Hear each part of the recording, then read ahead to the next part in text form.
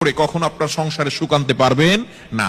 একমাত্র কাজ হচ্ছে নামাজ পড়া। নামাজ 5 ওয়াক্ত নামাজের পরেই এই ছোট্ট দোয়াটি পড়তে হবে। দোয়াটি হচ্ছে ইয়া কাদিয়াল হাজাত, ইয়া কাদিয়াল হাজাত। আপনি নামাজে সালাম ফিরানোর পরে 5 ওয়াক্ত নামাজ আপনাকে পড়তে হবে।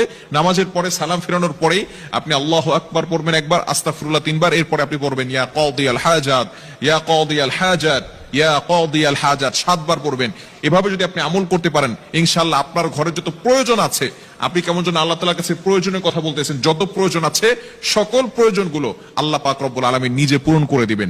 বিশেষ করে নামাজের পরে দোয়া করলে দোয়াগুলো কবুল হয়। আমরা অনেকে দোয়া করতে চাই না, অনেকে আমল করতে চাই না। নামাজ পড়ার পরেই অনেকে আছে নামাজ পড়ে, নামাজ পড়ার পরেই কিভাবে যত তাড়াতাড়ি মসজিদ থেকে বের হওয়া যায় এটা অনেকে করে। খবরদার, আপনি কিছু আমল করার চেষ্টা করবেন, ইনশাআল্লাহ আল্লাহ তাআলা সংসারের ভিতরে সুখ শান্তি বৃদ্ধি করে দিবেন, প্রয়োজনগুলো আল্লাহ তাআলা মিটিয়ে দিবেন। আমাদের অনেক প্রয়োজন আছে, অনেকে অভাবের ভিতরে আছেন, অনেকে কষ্টের ভিতরে আছেন, অনেকের ভিতরে